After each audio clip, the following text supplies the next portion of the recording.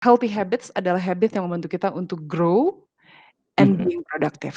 Healthy habits menurut saya memang sebenarnya memacu kesenangan, betul. Tapi belum tentu selalu membuat kita bahagia dalam jangka waktu yang lama. Kalau healthy mhm, habits-nya ternyata nggak bener-bener jadi habit, tapi mhm. jadi lifestyle.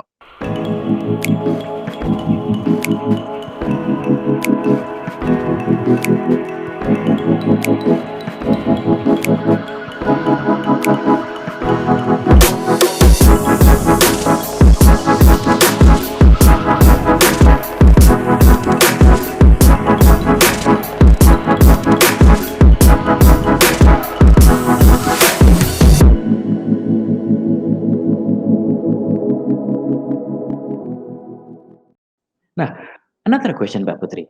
Dengan kondisi sekarang ya, ya we know lah kita sekarang menghadapi COVID yang mungkin berdampak pada krisis dan new normal ini, Mhm. banyak sekali kebiasaan-kebiasaan yang berubah. Iya. Yang untuk beberapa orang masih menjadi pertanyaan, apakah kebiasaan baru ini adalah kebiasaan yang sehat atau justru tidak sehat? Nah, Oke. kalau dirimu sendiri gitu, what's your new habit sih dalam new normal ini? Dan bagaimana caramu membentuknya sehingga menjadi sebuah habit? Mmm, kalau menurutku one thing at a time, itu yang paling mencolok buatku saat ini ya, bahwa dalam satu hari saya harus belajar sesuatu. Kedengarannya klise, tapi sesuatu itu sekedar misalnya setiap hari bikin materi baru, setiap hari bikin rangkuman dari apa yang kupelajari, lebih mindfulness.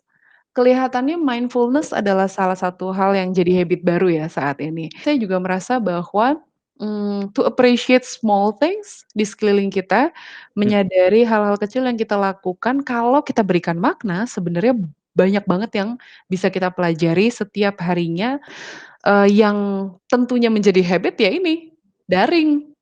mhm, mhm. Komunikasi daring, ini menjadi habit yang nggak bisa ditinggalkan.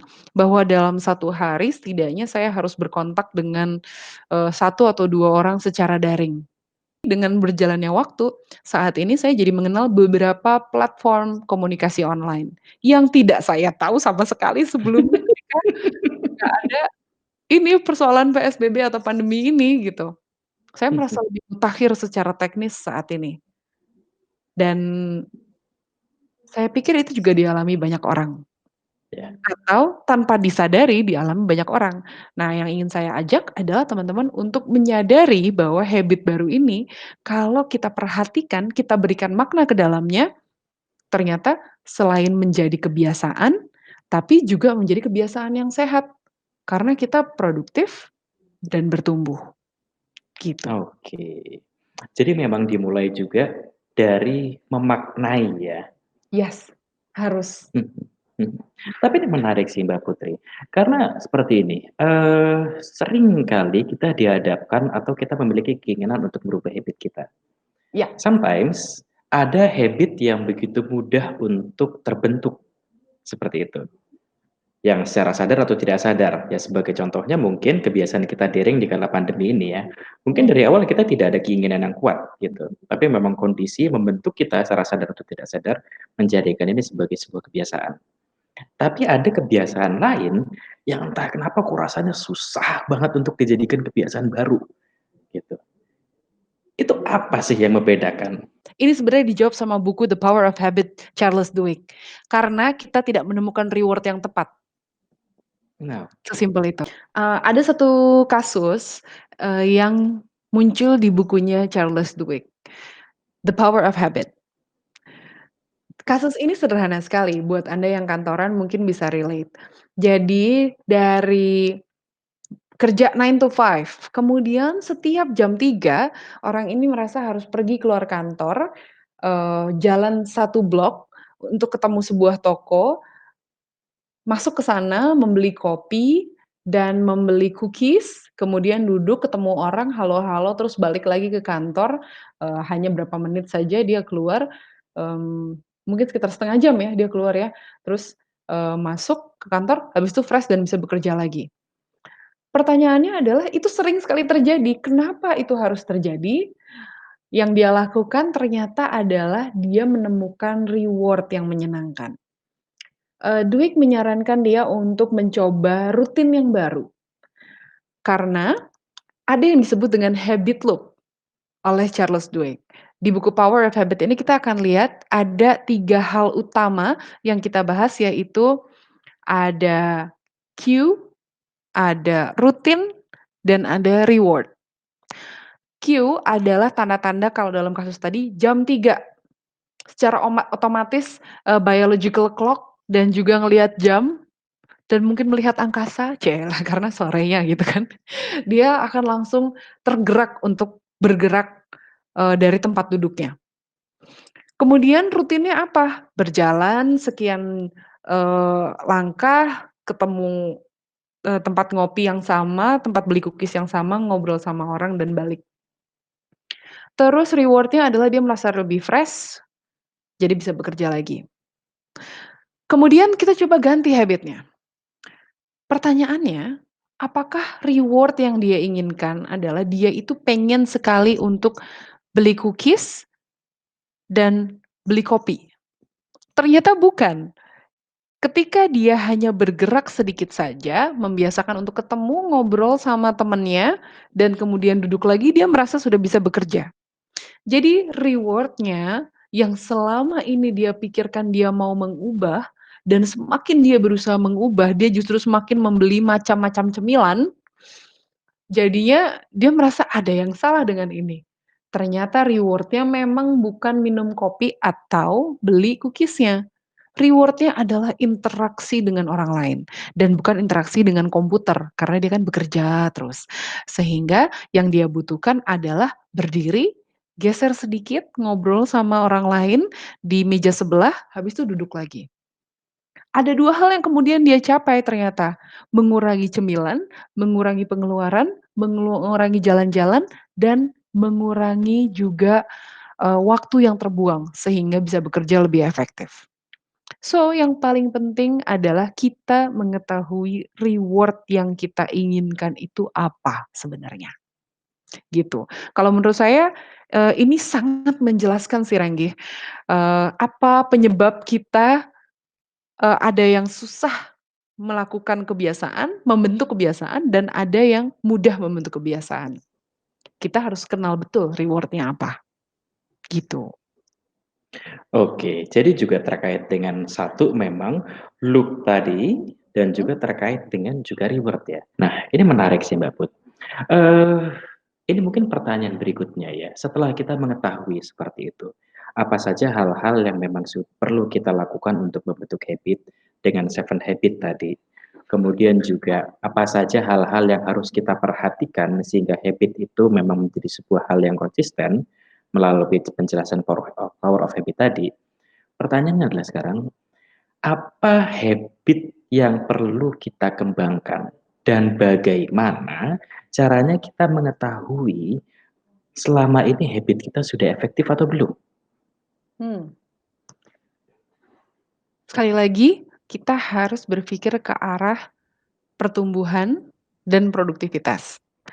Oke. Kalau buat saya saat ini supaya efisien dan efektif, yang kita harus cek apakah kebiasaan-kebiasaan kita membuat kita bertumbuh dan membuat kita produktif. Mhm. Kalau tidak membuat kita bertumbuh ataupun produktif, berarti tidak sehat. Oke. Itu aja sih patokannya ya, kalau menurut saya. Kalau habit kita adalah misalnya, saya baru saja pindah ke tempat tinggal yang baru. Dan saya lagi Mhm. berusaha untuk membuat habit membersihkan tempat tinggal saya. Awalnya males banget gimana caranya, tapi ternyata saya menemukan reward yang tepat.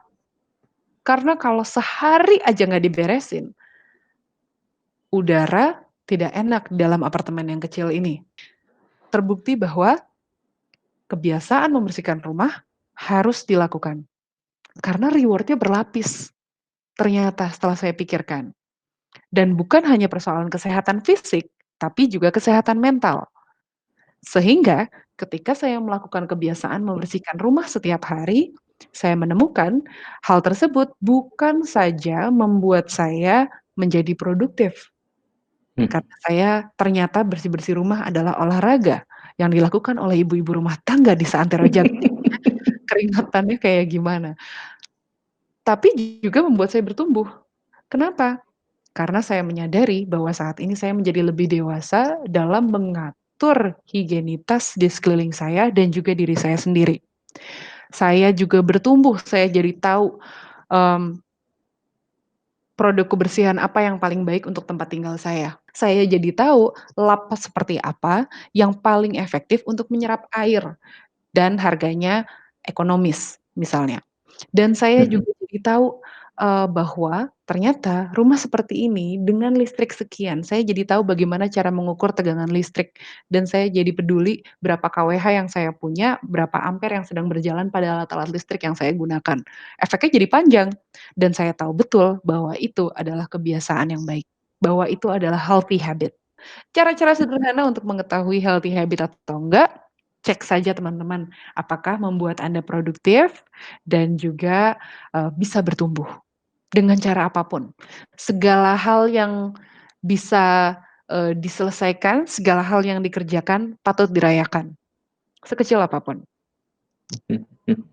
Jadi kita bisa juga berangkat dari pemahaman diri itu sendiri ya. Karena terkadang seringkali kita merasa, aduh, kok gue di sini-sini aja sih? Kok gue merasa stuck sih? Kok Iya, gue merasa gak produktif sih? mhm. Mungkin yang bisa kita lakukan pertama kali adalah dengan mencek-recek apakah habit kita sudah tepat dan mendukung ke arah sana atau belum. Yes, betul. Ya. Dan seperti yang Mbak Putri sharing di awal tadi, memang ada faktor di sana yang akan menentukan produktivitas kita, growth kita. Dan kita sendiri memang tidak bisa menjamin kalau habit akan membantu atau akan memastikan kita mencapai tujuan tersebut. Tapi satu hal yang memang kita pahami, healthy habit akan membantu kita untuk ke arah sana. Dan memang yang menyenangkan dari habit adalah semuanya itu ada di kontrol kita. Ya, Tanggung jawabnya ada di kita, yang bisa melakukan kita sendiri, dan juga yang bisa mengapresiasinya, memberikan reward atas habit yang kita lakukan adalah diri sendiri juga. Ini diskusi yang asik sekali Mbak Putri terkait habit. Nah, dan mungkin ini juga bisa menjadi momen untuk kita untuk berefleksi. Apakah memang kita sudah memiliki habit yang membantu kita untuk tumbuh dan berkembang serta produktif? Nah, dan rekan-rekan nanti juga bisa mulai untuk berpikir dan mungkin membagikan ide-idenya di bawah. Apa habit baru yang ingin Anda kembangkan? Terutama di kala pandemi seperti ini. Karena sebenarnya momen pandemi ini juga ada blessing in disguise ya Mbak Putri ya, mhm, di mana kita bisa memiliki waktu untuk melihat diri sendiri, apa hal yang esensial untuk diri kita, apa hal-hal yang butuh kita kembangkan, dan bagaimana cara kita mengembangkannya. betul. It's a moment sih, ini momen untuk kita. Dan menyenangkannya juga adalah semua orang sedang mengalami dan memiliki momen yang sama. Jadi kita juga punya support system nih, kalau memang kita ingin membentuk sebuah habit yang baru. Karena sekarang adalah masa di mana semua orang juga membentuk habit yang baru. Itu sih. Thank you so much Mbak Putri untuk sharing yang luar biasa. Sama-sama Randy. Mungkin ada pertanyaan atau juga mungkin ada komentar yang ingin ditanyakan kepada Mbak Putri. Mbak Putri juga bisa dijangkau di Instagram, LinkedIn, ataupun Twitter ya, Mbak Putri ya, dengan nama sekali Underscore lagi Putri Ayudya. underscore Putri Ayo dia. Thank you so much Mbak Putri untuk sharingnya. Kita akan ketemu lagi ya next time ya. Dan dengan membawa topik-topik yang menarik lagi untuk Amin. pembelajaran kita bersama. Yes. Dan akhirnya kata seperti biasa, keep learning dan salam incredible.